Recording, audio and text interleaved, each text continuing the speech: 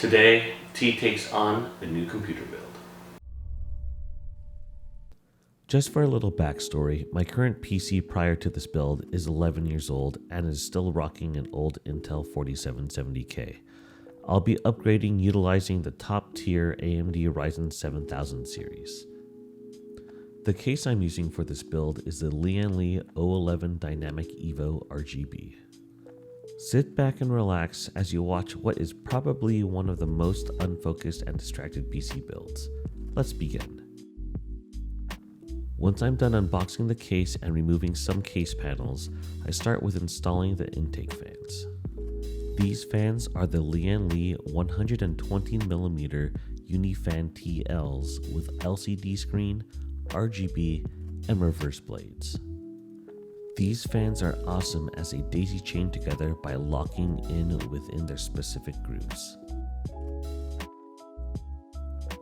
Next is installing the power supply. I am using the Asus ROG Thor 1200 watt Platinum 2. It's slightly overkill, but I just wanted to make sure there was enough juice to power a 4090 and a 7950X.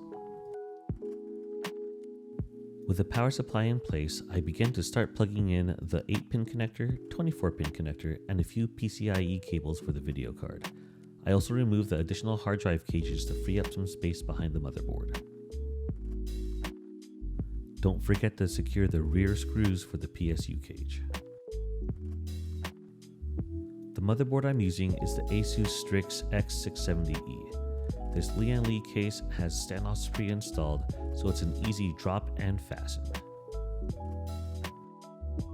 Here's the brains of the computer, the 7950X. To install, simply undo the retainer clip, lift the lid, line up the triangles in the top left corner, close the lid, and resecure the retainer clip.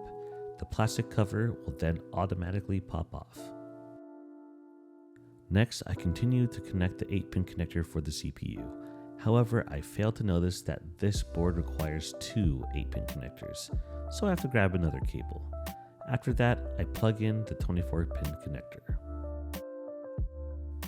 Using the provided cable mod combs that came with the power supply, I neatly separate the strands of the 24-pin connectors and the CPU connectors and comb away. Here I remove the stock front cooling bracket in preparation for the all-in-one water cooler. However, once I got started, I wanted to make sure that the two NVMe M.2 drives were installed first, just in case if there were any clearance issues later on. I'm installing two 4TB Samsung 990 Pros. These are really fast, utilizing the motherboard's PCIe 5.0 lanes. In addition, each of these heat shields are thick and have their own thermal pads. I chose to max out the RAM capacity with 128 gigs of Corsair Dominator Titanium.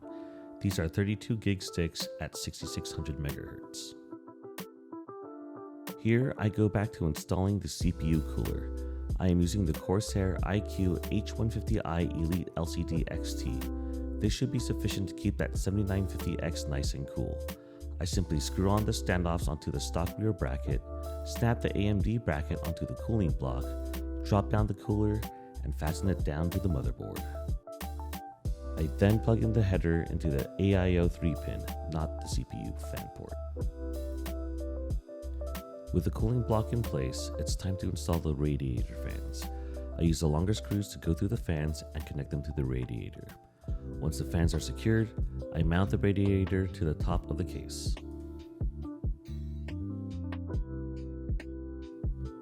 The last fans to install are the exhaust fans. I originally wanted to use two 120mm fans, but there wasn't enough clearance to make it work. So I went with just one Lian Li TL fan.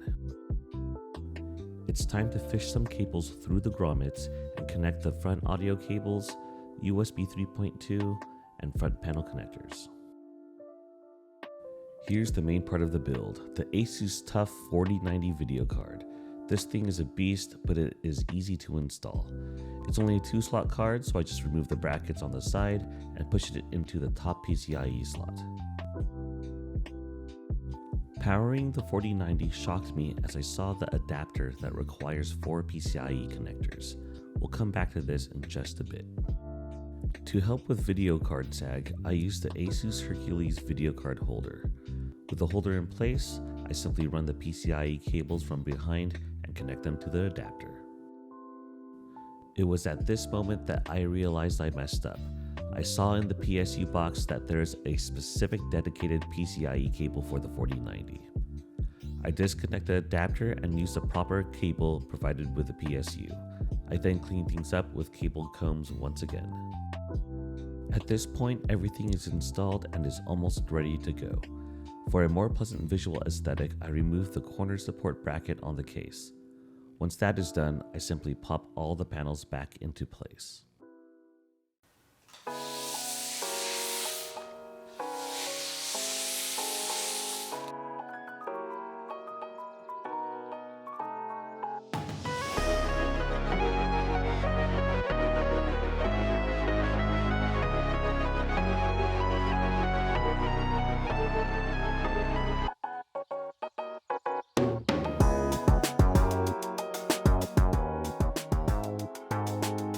Thanks for tuning in, and I'll catch you in the next T Takes.